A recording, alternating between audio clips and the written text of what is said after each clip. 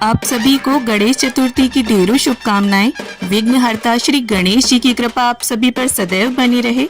इसी मंगल कामना के साथ आज के इस वीडियो में मैं आप सभी को गणेश चतुर्थी पर गणेश जी की स्थापना और उनके पूजन की बहुत ही सरल और साधारण सी विधि बताऊंगी। तो दोस्तों, भाद्रपद मास के शुक्ल पक्ष की चतुर्थी तिथि के दिन गणेश जी की स्थापना की जाती है। कुछ लोग एक दिन के लिए स्थापना करते हैं, कुछ लोग 3 दिन, 5 दिन, 7 दिन या फिर 10 दिन के लिए भी गणेश जी की स्थापना करते हैं।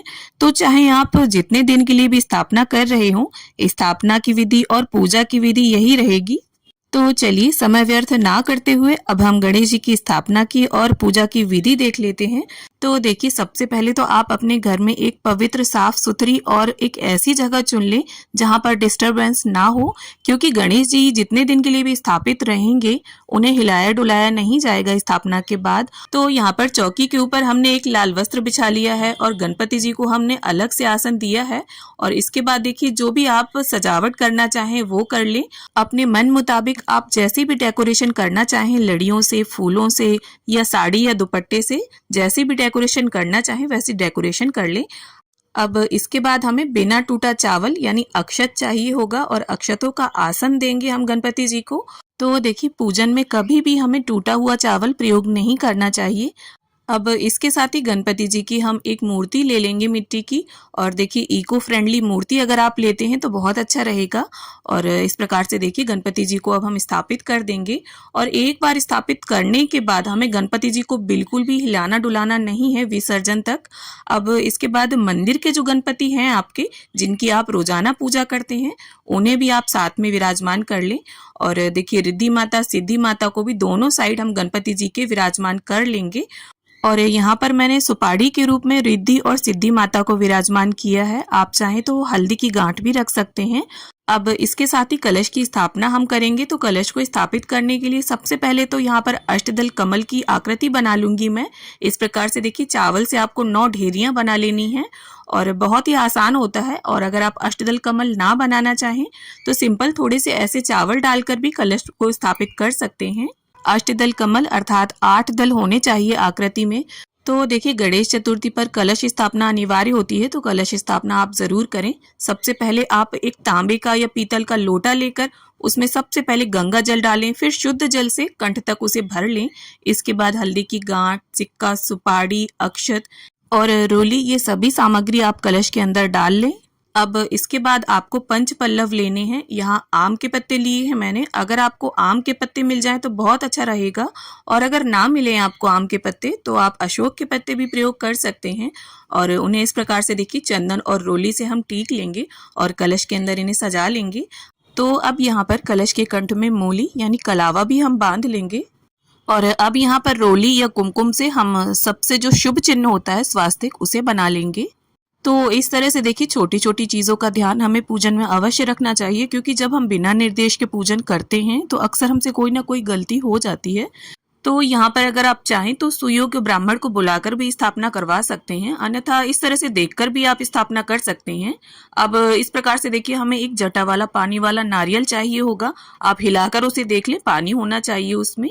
अब इसके बाद इस प्रकार से हम कलावे को नारियल पर लपेट देंगे। यहाँ पर अगर आप चाहें तो नारियल पर लाल या पीला नया वस्त्र भी बांध सकते हैं।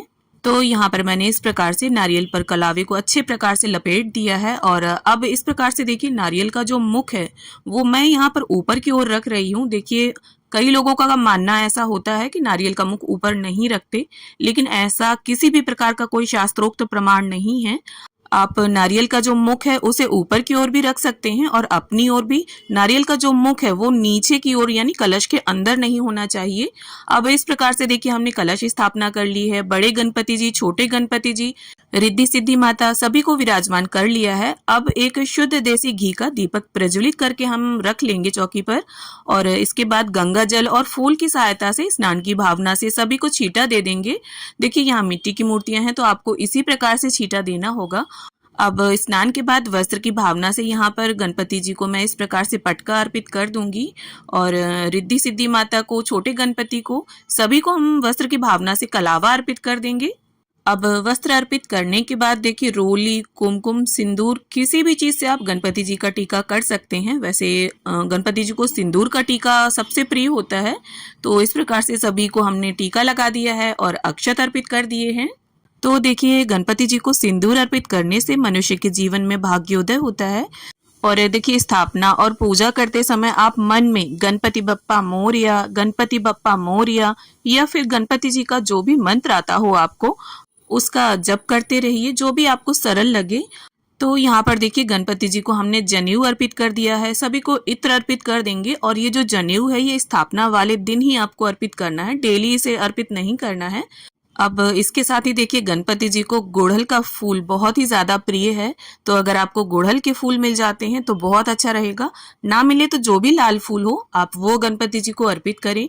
और इसके साथ ही गणपति जी के पूजन में दूब घास का बहुत अधिक महत्व है, तो यहाँ दूब घास के 21-21 तार के मैंने पुंज बना लिए हैं। कलावे की मदद से उन्हें अच्छे प्रकार से आप बांध लें और इन्हें अर्पित करें। और देखिए दूब घास आप किसी भी पार्क से लेकर आ जाएं, दूब घास जो होती है वो बासी नहीं मानी जाती है, आप धुलकर दोबारा उसे चढ़ा सकते हैं। अब इसके साथ ही रिद्धि सिद्धि माता, कलश देव, दीप देव सभी को हम पुष्प अर्पित कर देंगे।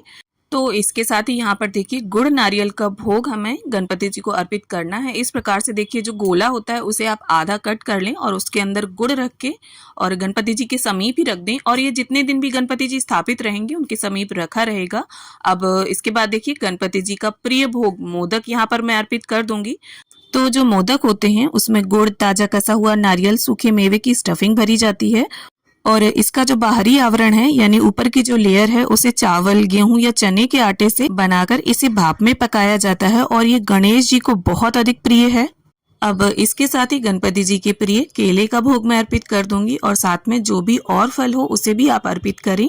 अब साथ में हम गणपति जी को पंचमेवे का भोग अर्पित कर देंगे। देखिए सभी भोग बहुत ही प्रेम पूर्वक आप बप्पा को अर्पित करें। और देखिए जरूरी नहीं है जितने भोग मैंने दिखाए उतने आप भी अर्पित करें, आपके पास जो हो आप उसे प्रेम पूर्वक बप्पा को अर्पित कर सकते हैं। अब इसके साथ ही देखिए हमने 1 लोटा जल भर कर रख लिया है चौकी पर और हाथ में थोड़े से पुष्प लेकर अब हम गणेश चतुर्थी व्रत की कथा सुन लेंगे या पढ़ लेंगे। देखिए अगर आप गणेश चतुर्थी का व्रत रहते हैं तो कथा को पढ़ना या सुनना अनिवार्य होता है। और कथा संपन्न करने के बाद हाथ के पुष्प या अक्षत गणपति जी के समक्ष छोड़ दें और थोड़े से पुष्प आप लोटे में डालकर इसे सूर्य देव को अर्घ दे दें। अब इसके बाद देखिए धूप से, दीप से हम प्रेम पूर्वक गणपति जी की, कलश देव की, रिद्धि सिद्धि माता की सभी की आरती उतार लेंगे।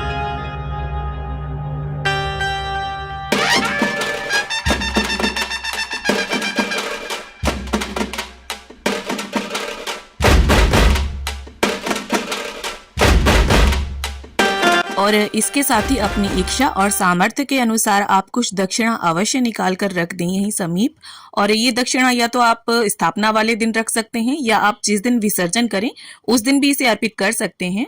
और इसके बाद देखिए सीधे हाथ में थोड़ा सा जल लेकर चौकी के आसपास हम 3 बार फेर देंगे और हाथ जोड़कर गणेश जी से प्रार्थना करेंगे कि हे भगवान, हमने इतने दिनों के लिए आपकी स्थापना की है और इन दिनों में यदि हमसे स्थापना में या पूजा में किसी भी तरह की कोई भूल चूक हो जाए तो हमें क्षमा करें और आपके आगमन से हमारे जीवन में सुख समृद्धि आए और जीवन की सभी विघ्न बाधाएं दूर हो, ऐसी कृपा करना। अब देखिए यहाँ पर मैं आपको बता दूं कि ये जो धूप घास हमने अर्पित की है इसे आपको डेली धुलकर आप इसे चढ़ा सकते हैं और अगर नई है आपके पास तो दोबारा नई चढ़ा दें। और ये जो गुड़ नारियल है ये गणपति जी के समीप ही रखा रहेगा जितने दिन गणपति जी स्थापित रहेंगे। कलश को भी बिल्कुल हिलाना नहीं है, गणपति जी की मूर्ति को भी आपको बिल्कुल हिलाना डुलाना नहीं है। और ये प्रसाद जो भोग प्रसाद आप अर्पित करेंगे इसे सुबह भी अर्पित करेंगे और शाम को भी अलग से अर्पित करेंगे। और आरती भी आपको बप्पा की दोनों समय करनी है। और ये जो फूल होंगे इन्हें आप शाम के समय हटा सकते हैं। और अगर आपने अखंड दीपक जलाया है तब तो इसे जलने दें और अगर छोटा दीपक है तो आप इसे ठंडा होने के बाद उठा सकते हैं। और गणेश चतुर्थी से रिलेटेड और भी वीडियोस आपको मेरे चैनल पर मिल जाएंगे, जैसे गणपति जी का विसर्जन हमें घर पर किस प्रकार से करना है, गणपति जी के कौन कौन से प्रिय भोग हैं, तो उन्हें देखने के लिए आप चैनल पर विजिट जरूर करें। तो इस प्रकार से हमारी गणेश चतुर्थी की स्थापना और पूजा संपन्न होती है। तो उम्मीद करती हूँ वीडियो में दिखाई गई पूजा विधि आप सभी को जरूर पसंद आएगी। वीडियो अच्छी लगे तो इसे लाइक, शेयर और चैनल को सब्सक्राइब करना ना भूलें।